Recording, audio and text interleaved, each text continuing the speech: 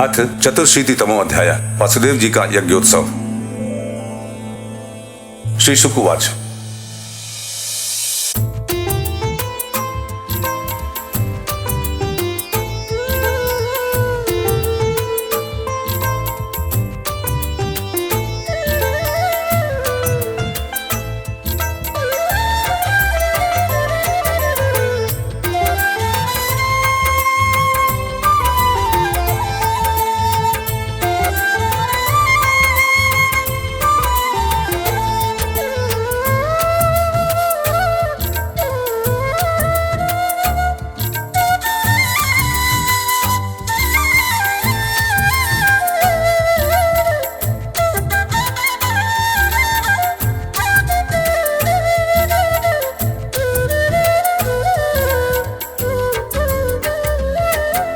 श्रुत्वा प्रीता सुबल पुत्र्यथ याज्ञसेनी माधव्यथ चेते पत्न्य स्वगोप्यः कृष्णेऽखिलात्मन् हरौ प्रणयानुबन्धम् सर्वावेश स्मरण मशुकलाकुलाक्षः। श्री सुखदेव जी कहते हैं, परीक्षित, सर्वात्मा भक्त भयहारी भगवान श्री कृष्ण के प्रति उनकी पत्नियों का कितना प्रेम है, यह बात कुंती, गांधारी, द्रौपदी, सुभद्रा, दूसरी राजपत्नियों और भगवान की प्रियतमा गोपियों ने भी सुनी। सब उनका यह अलौकिक प्रेम देखकर अत्यंत मुग्ध, अत्यंत विस्मित हो गयी। सबके नेत्रों में प्रेम के आंसू छलक आए। इति सम्भाषमाणाशु त्रिभिः श्रीषु निर्निशु आययुर्मनस्यस्तत्र कृष्णरामदिदीक्षया। इस प्रकार जिस समय स्त्रियों से स्त्रियां और पुरुषों से पुरुष बातचीत कर रहे थे, उसी समय बहुत से ऋषि मुनि भगवान श्री कृष्ण और बलराम जी का दर्शन करने के लिए वहां आए। व्यपायनो नारदश्च च्यवनो देवलोसितः विश्वामित्रः शतानन्दो भर्गजोऽथ गौतमः रामः स शिष्यो भगवान् वसिष्ठो गालवो भृगुः पुलस्त्य काश्यपोत्रश्च मार्कण्डेयो बृहस्पतिः धृतश्चैकतश्च ब्रह्मपुत्रस्तथाङ्गिरः अगस्त्याज्ञवल्क्यश्च वामदेवदयो परे। उनमें प्रधान ये थे श्री कृष्ण, द्वैपायन, व्यास, देवर्षि नारद, च्यवन, देवल, असित, विश्वामित्र, शतानंद, भरद्वाज, गौतम अपने शिष्यों के सहित भगवान परशुराम, वशिष्ठ, गालव, भृगु, पुलस्त्य, कश्यप, अर्त्रिक, मार्कण्डेय, बृहस्पति, द्वित, त्रित, एकत, सनक, सनंदन, सनातन, सनत कुमार, अंगिरा, अगस्त्य, याज्ञवल्क्य और वामदेव इत्यादि। तन्द्रिष्ट्वा सहसोत्थाय अगस्त्यामपादयः पाण्डवः कृष्णरामौ च प्रणमुर्वेषु वन्दितान्। ऋषियों को देखकर पहले से ही बैठे हुए नरपति गण, युधिष्ठिर आदि पांडव भगवान श्री कृष्ण और बलराम जी सहसा उठकर खड़े हो गए और सबने उन विश्ववंदित ऋषियों को प्रणाम किया।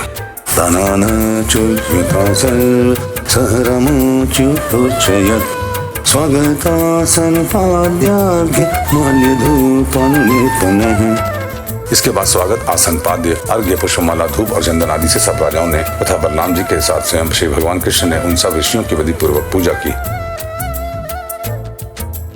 उवाच सुखमासीन भगवान् धर्मगोप्तनुः सदसस्तस्य माहातो यतवचोनुरिन्वतः। जब सब ऋषि मुनि आराम से बैठ गए, तब धर्म रक्षा के लिए अवतीर्ण भगवान श्री कृष्ण ने उनसे कहा। उस समय वह बहुत बड़ी सभा चुपचाप भगवान का भाषण सुन रही थी। श्री भगवान उवाच। अहो वायं जन्मभृतो लब्धं कास्तेन तत्फलम् देवानामपि दुष्प्रापं यद्योगेश्वर दर्शनम्। भगवान श्री कृष्ण ने कहा, धन्य है, हम लोगों का जीवन सफल हो गया। आज जन्म लेने का हमें पूरा फल मिल गया, क्योंकि जिन योगेश्वरों का दर्शन बड़े बड़े देवताओं के लिए भी अत्यंत दुर्लभ है, उन्हीं का दर्शन हमें प्राप्त हुआ है।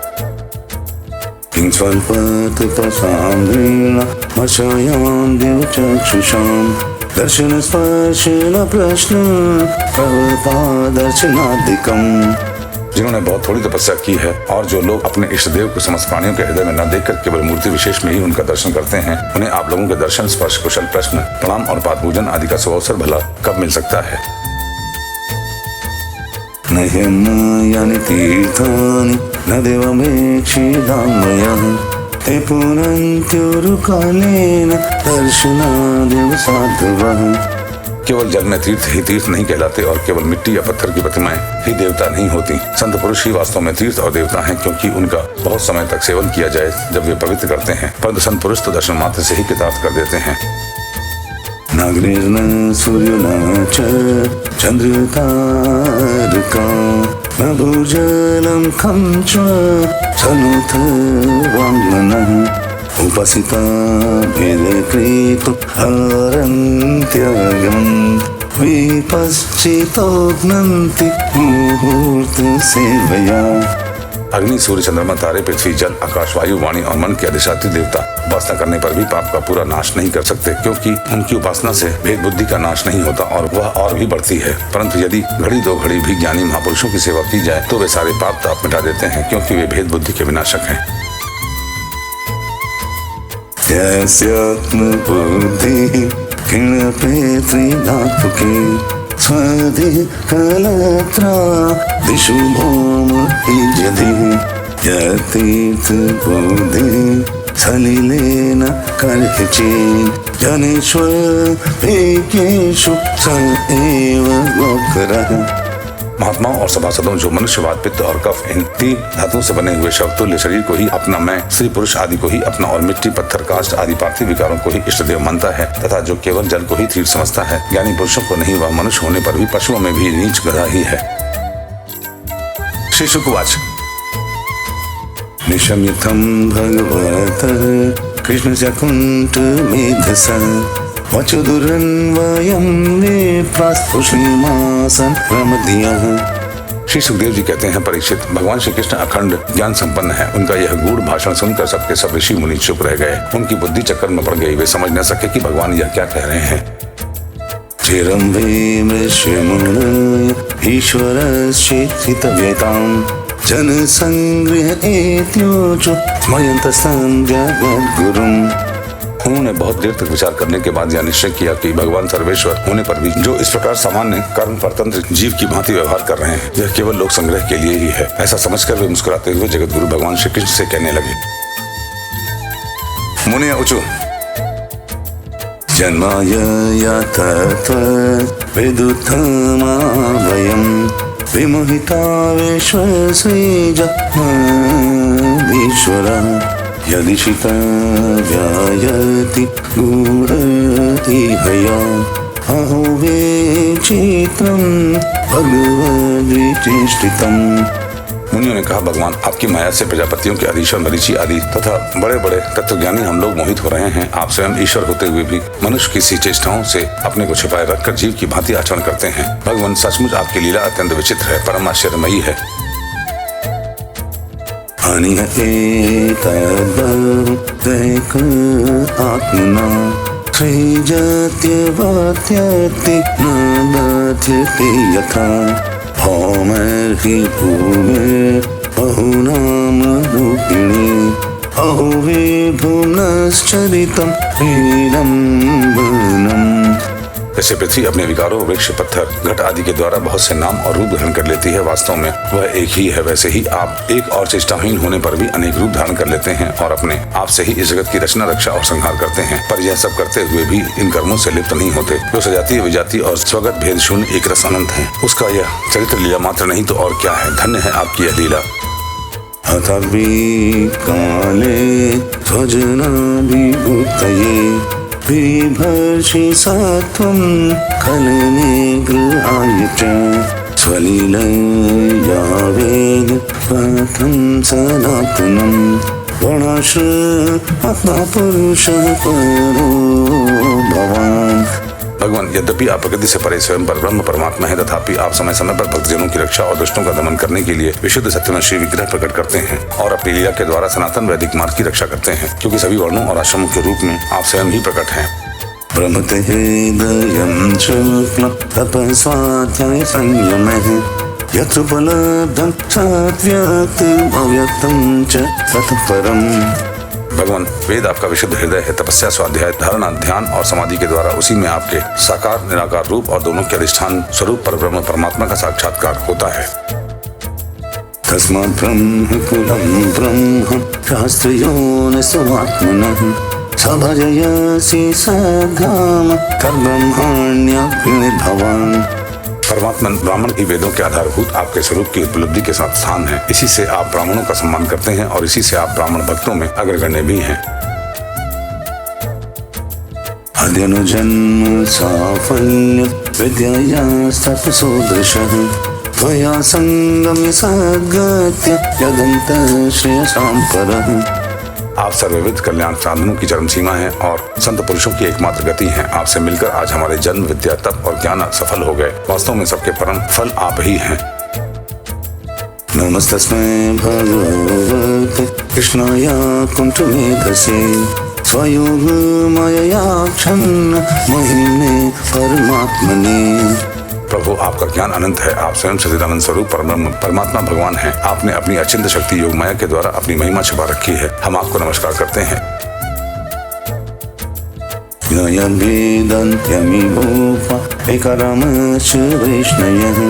माया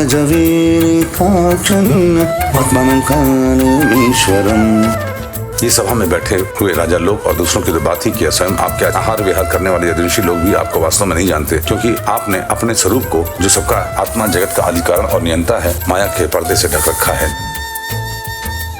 यथा शयानः पुरुष आत्मानं गुणतत्त्वदृक् नाम मात्रेन्द्रियाभातं न विदरहि तं परम्। जब मनुष्य स्वप्न देखने लगता है, उस समय स्वप्न के मिथ्या पदार्थों को ही सत्य समझ लेता है और नाम मात्र की इंद्रियों से प्रतीत होने वाले अपने स्वप्न शरीर को ही वास्तविक शरीर मान बैठता है। उसे उतनी देर के लिए इस बात का बिल्कुल ही पता नहीं रहता कि स्वप्न शरीर के अतिरिक्त एक जागृत अवस्था का शरीर भी है।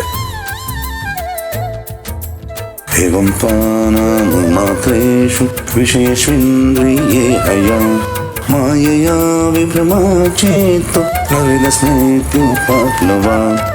ठीक इसी प्रकार जागृत अवस्था में भी इंद्रियों के प्रवृत्ति रूप माया से चित्त मोहित होकर नाम मात्र में विषयों में भटकने लगता है। उस समय भी चित्त के चक्कर से विवेक शक्ति ढक जाती है और जीव यह नहीं जान पाता कि आप इस जागृत संसार से परे हैं। तस्यदते ददृशि माङ्घ्रिपादाघमर्षि तीर्थास्पदं हृदि कृतं सुविपाकयोगः उचित भक्त्युपहता क्षय जीव कोशा अपुर्भवद्गतिमातु नुग्रीणभक्तान्। प्रभु, बड़े बड़े ऋषि मुनि अत्यंत परिपक्व योग साधना के द्वारा आपके उन चरण कमलों को हृदय में धारण करते हैं, जो समस्त पाप राशि को नष्ट करने वाले गंगा जल के भी आश्रय स्थान है। यह बड़े सौभाग्य की बात है कि आज हमें उन्हीं का दर्शन हुआ है। प्रभु, हम आपके भक्त हैं, आप हम पर अनुग्रह कीजिए, क्योंकि आपके परम पद की प्राप्ति उन्हीं लोगों की होती है जिनका लिंग शरीर रूप जीव कोश आपकी उत्कृष्ट भक्ति के द्वारा नष्ट हो जाता है। श्री सुकुमार इत्यनुज्ञातदाशार्हं धृतराष्ट्रं युधिष्ठिरम् राजर्षि स्वाश्रमान् गन्तुं हुनयदधीरे मनः। श्री सुखदेव जी कहते हैं, राजर्षि, भगवान की इस प्रकार स्तुति करके और उनसे राजा धृतराष्ट्र से तथा धर्मराज युधिष्ठिर से अनुमति लेकर उन लोगों ने अपने अपने आश्रम पर जाने का विचार किया। तद्वीक्षितानुपव्रज वसुदेवो महायशः प्रणम्य चोपसंगृह्य बभषिदं सुयन्त्रितः। परम शिष्य वसुदेव जी उनका जाने का विचार देखकर उनके पास आए, उन्हें प्रणाम किया और उनके चरण पकड़कर बड़ी नम्रता से निवेदन करने लगे। वासुदेव उवाच नमो वः सर्वदेवेभ्यः ऋषय श्रोतुमर्हतः कर्मणा कर्मनिर्हारो यथा स्यान्नस्तदुचितम्। वसुदेव जी ने कहा, ऋषियों, आप लोग सर्वदेव स्वरूप हैं। मैं आप लोगों को नमस्कार करता हूँ। आप लोग कृपा करके मेरी एक प्रार्थना सुन लीजिए। वह यह कि जिन कर्मों के अनुष्ठान से कर्मों और कर्म वासनाओं का अत्यंतिक नाश मोक्ष हो जाए, उनका आप मुझे उपदेश कीजिए। नारद को वाच नाति चित्रमेकं विप्र वासुदेवो बहुश्रया कृष्णमथोर्भकं यन्न प्रेक्षति श्रेयात्मनः। नारद जी ने कहा, ऋषियों, यह कोई आश्चर्य की बात नहीं है कि वासुदेव जी श्री कृष्ण को अपना बालक समझकर शुद्ध जिज्ञासा के भाव से अपने कल्याण का साधन हम लोगों से पूछ रहे हैं। सन्निकर्षो हि मर्त्यानां वनादरेण कारुणं गंगं हित्वा यथान्यां ततत्रत्यो यतिशुदये। संसार में बहुत पास रहना मनुष्यों के अनादर का कारण हुआ करता है। देखते हैं, गंगा तट पर रहने वाला पुरुष गंगा जल छोड़कर अपनी शुद्धि के लिए दूसरे तीर्थ में जाता है। यस्यानुभूतिः कालेन लयोत्पत्त्यादि नास्य वै स्वतुन्यस्माच्च प्रणुतो न कुतश्चन ऋष्यति। श्री कृष्ण की अनुभूति समय के फेर से होने वाली जगत की सृष्टि, स्थिति और प्रलय से मिटने वाली नहीं है। वह स्वतः किसी दूसरे निमित्त से, गुणों से और किसी से भी क्षीण नहीं होती। तम क्लेश कर्म परिपाक गुण प्रवाहे अव्यहतानुभाव ईश्वरमद्वितीयं प्रणादिभिः स्वाभिः वैरूप गुणमन्यो मन्यत सूर्यमेव मेघहिमोपरागे। उनका ज्ञान में स्वरूप, अविद्या, राग, द्वेष आदि क्लेश, पुण्य पाप में, कर्म, सुख दुख आदि कर्मफल और सत्व आदि गुणों के प्रवाह से खंडित नहीं है। वे स्वयं अद्वितीय परमात्मा है। जब वे अपने को अपनी ही शक्तियों, प्राण आदि से ढक लेते हैं, तब मूर्ख लोग ऐसा समझते हैं कि वे ढक गए, जैसे बादल, कोहरा या ग्रहण के द्वारा अपने नेत्रों के ढक जाने पर सूर्य को ढका हुआ मान लेते हैं। अथ चुनयो राजान भाष्यानक दुन्दुभिं सर्वेषां शृण्वतां राज्ञां तथैवच्युतरामयोः। परीक्षित, इसके बाद ऋषियों ने भगवान श्री कृष्ण, बलराम जी और अन्नान ने राजाओं के सामने ही वसुदेव जी को संबोधित करके कहा, कर्मण कर्म निर्हार एष साधु निरूपितः यक्षिद्वेश्वं सर्वयज्ञेश्वरं मखः। कर्मों के द्वारा कर्म वासनाओं और कर्म फलों का आत्यंतिक नाश करने के लिए सबसे अच्छा उपाय यह है कि यज्ञ आदि के द्वारा समस्त यज्ञों के अधिपति भगवान विष्णु की श्रद्धापूर्वक आराधना करे। चित्तस्योपशमोऽयं कविभिः शास्त्रचक्षुषा अचितः सुगमो योगो धर्मशक्तिमुदावहः। त्रिकालदर्शी ज्ञानियों ने शास्त्र दृष्टि से यही चित्त की शांति का उपाय, सुगम मोक्ष साधन और चित्त में आनंद का उल्लास करने वाला धर्म बतलाया है। अयं स्वस्त्य जनः पन्थ विजातर्गमेदिनः यक्षिद्धयाप्तवेत्तेन शुक्लेने जितपुरुषः। अपने न्यायार्जित धन से श्रद्धापूर्वक पुरुषोत्तम भगवान की आराधना करना ही द्विजाति ब्राह्मण, क्षत्रिय और वैश्य गृहस्थ के लिए परम कल्याण का मार्ग है। वितैषणं यज्ञदान गृहदान सुतैषणम् आत्मलोकशुणां देव कालिन वै श्रीजेद्बुधः कानित्यतैषणाः सर्वे युयुधीरस्तपोवनम्। वसुदेव जी, विचारवान पुरुष को चाहिए कि यज्ञ, दान आदि के द्वारा धन की इच्छा को, गृहस्थोचित भोगों के द्वारा स्त्री पुत्र की इच्छा को और कालक्रम से स्वर्ग आदि भोग भी नष्ट हो जाते हैं। इस विचार से लौकेषणा को त्याग दे। इस प्रकार ही पुरुष घर में रहते हुए ही तीनों प्रकार के ऐषणाओं, इच्छाओं का परित्याग करके तपोवन का रास्ता लिया करते थे। द्विजो जातु देवशिपे त्रीणां प्रभु यज्ञाध्ययन पुत्रैस्ताध्ययने स्थैर्य यजनपते। समर्थ वासुदेव जी, ब्राह्मण, क्षत्रिय और वैश्य ये तीनों देवता, ऋषि और पितरों का ऋण लेकर ही पैदा होते हैं। इनके ऋणों से छुटकारा मिलता है। यज्ञ, अध्ययन और संतान उत्पत्ति से इनके ऋण हुए बिना ही जो संसार का त्याग करता है उसका पतन हो जाता है। त्वं त्वद्यमक्तोद्वाभ्यां ऋषिपितृमामते यज्ञदेवणमोन्मोच्य ऋषिणो शरणो भव। परम बुद्धिमान वासुदेव जी, आप अब तक ऋषि और पितरों के ऋण से तो मुक्त हो चुके हैं। अब यज्ञों के द्वारा देवताओं का ऋण चुका दीजिए और इस प्रकार सबसे ऋण होकर गिरफ्तार कीजिए। भगवान की शरण हो जाइए। वसुदेव भवानुन भक्त्या परमया हरिं जगतमीश्वरं प्राच सयत्मां पुत्रतां गतम्। वासुदेव जी, आपने अवश्य ही परम भक्ति से जगदीश्वर भगवान की आराधना की है, तभी तो वे आप दोनों के पुत्र हुए हैं। श्री शुक उवाच इति तद्वचनं श्रुत्वा वसुदेवो महामनः तानिशीले त्रिजो वव्रे मूर्धन्यम्य प्रसाद्य च। श्री सुखदेव जी कहते हैं, परीक्षित, परम मनस्वी वसुदेव जी ने ऋषियों की यह बात सुनकर उनके चरण कमलों में सिर रखकर प्रणाम किया, उन्हें प्रसन्न किया और यज्ञ के लिए ऋतुजों के रूप में उनका वर्णन किया। ऋषयो राजन् वृताधर्मधार्मिकम् तस्मिन् जयन् कीर्ति मकरुतं कल्पकः।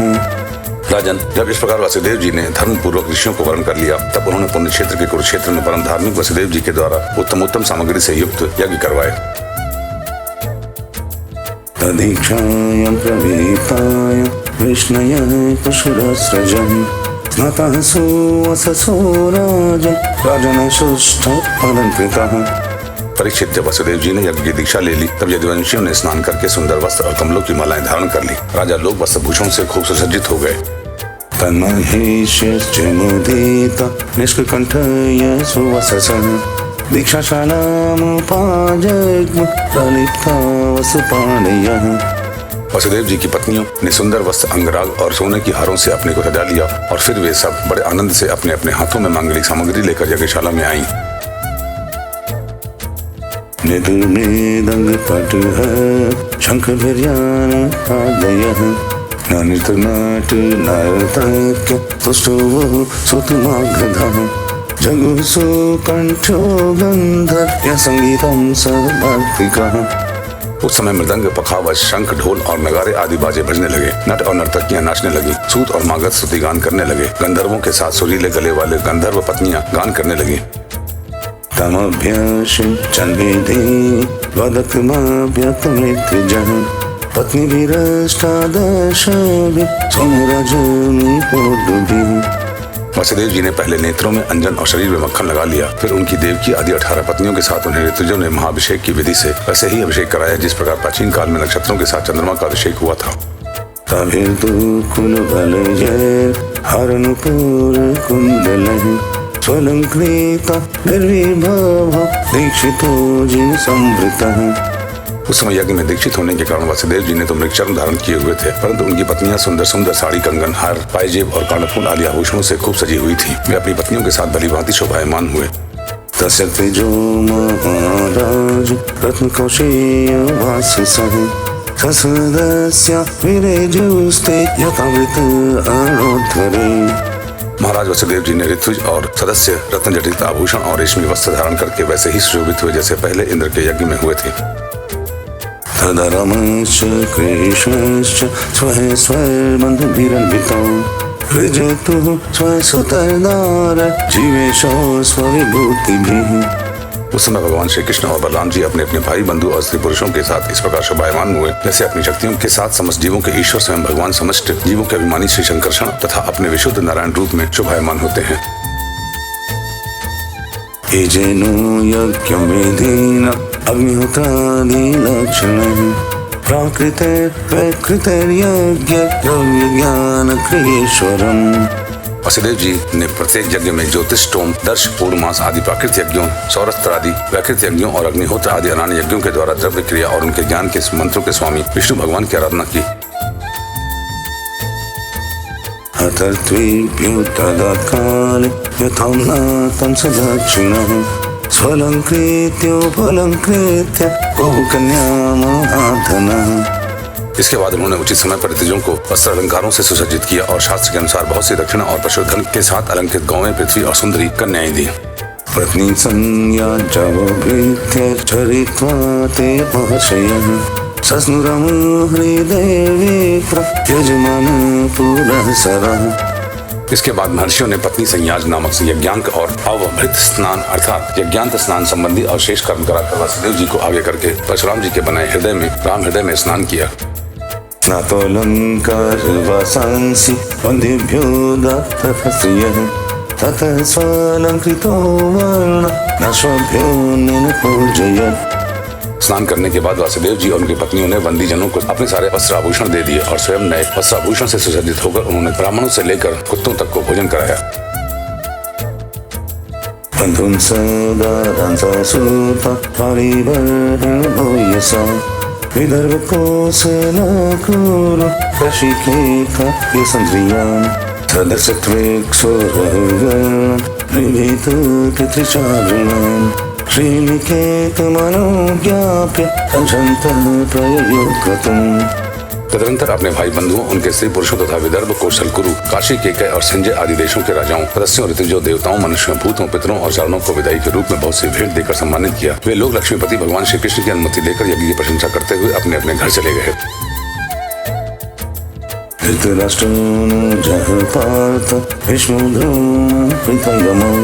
नारदो भगवान् व्यास संबंधि बान्धवः बन्धुन् परेष्वजयदु सहृदात्म्यचितसः ययुर्वीरः कृच्छ्रेण स्वदेशंश्च पर्जनः। परीक्षित, उस समय राजा धृतराष्ट्र, विदुर, युधिष्ठिर, भीम, अर्जुन, भीष्म पितामह, द्रोणाचार्य, कुंती, नकुल, सहदेव, नारद, भगवान व्यास देव तथा दूसरे स्वजन संबंधी और बांधव अपने हितैषी बंधु बांधवों को छोड़कर जाने में अत्यंत विरह व्यथा का अनुभव करने लगे। उन्होंने अत्यंत स्नेहार्थ चित्त से यदुवंशियों का आलिंगन किया और बड़ी कठिनाई से किसी प्रकार अपने अपने देश को गए। दूसरे लोग भी इनके साथ ही वहाँ से रवाना हो गए। नंदस्तु सह गोपाल बृहत्या पूजयार्चितः कृष्ण रामग्रसेनाद्य जगत्सेत् बंधुवत्सलः। परीक्षित, भगवान श्री कृष्ण, बलराम जी तथा उग्रसेन आदि ने नंद बाबा एवं अन्य सब गोपों की बहुत बड़ी बड़ी सामग्रियों से अर्चा पूजा की, उनका सत्कार किया और वे प्रेम परवश होकर बहुत दिनों तक वहीं रहे।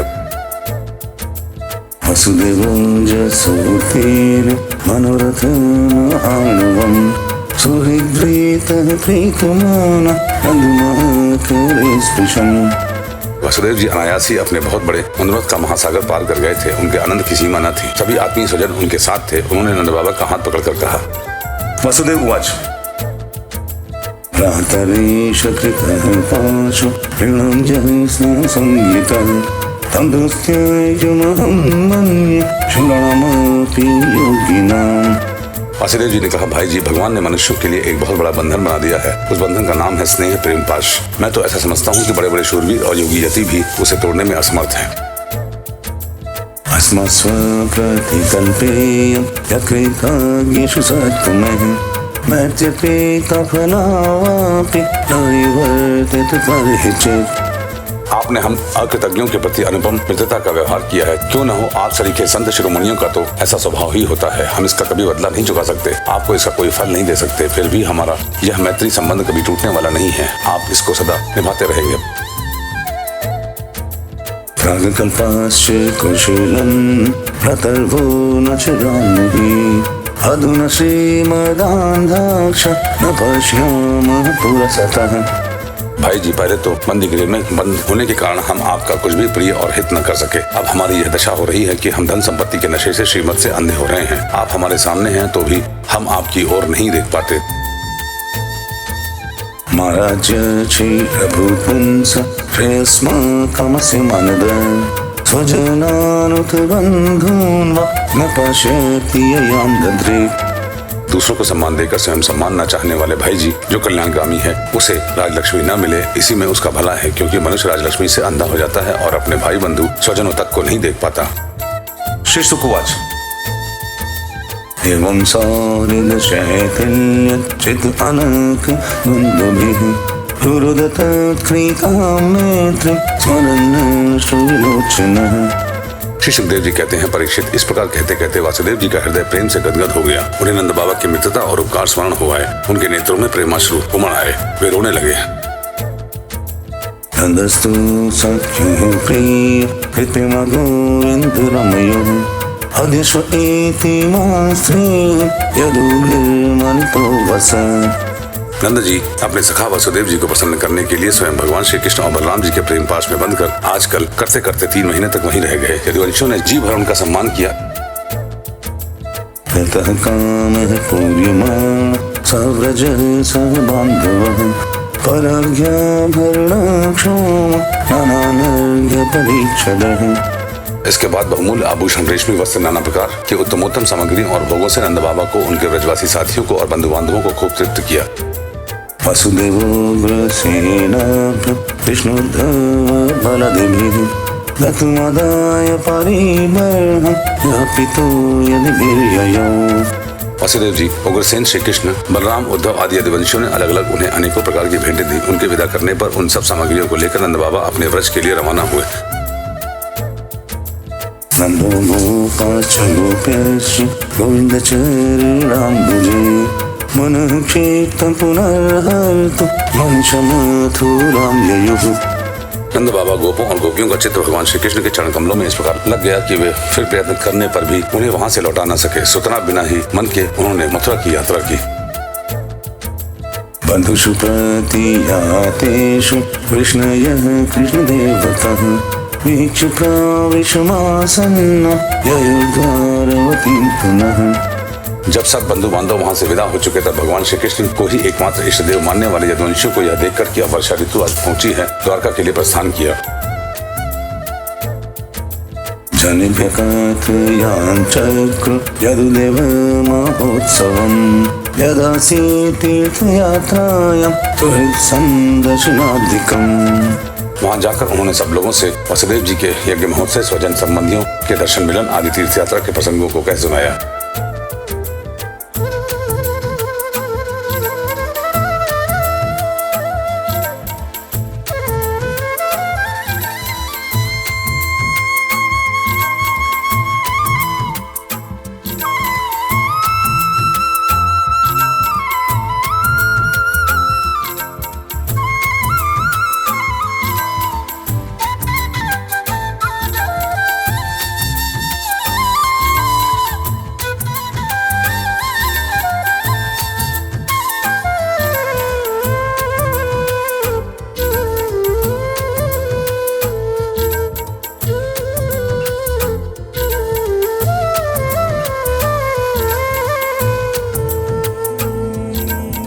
इति श्रीमद्भागवते महापुराणे पारमहंस्यां संहितायां दशम स्कन्धे उत्तरार्धे तीर्थयात्रा अनुवर्णनम नाम चतुरशीतितमो अध्यायः।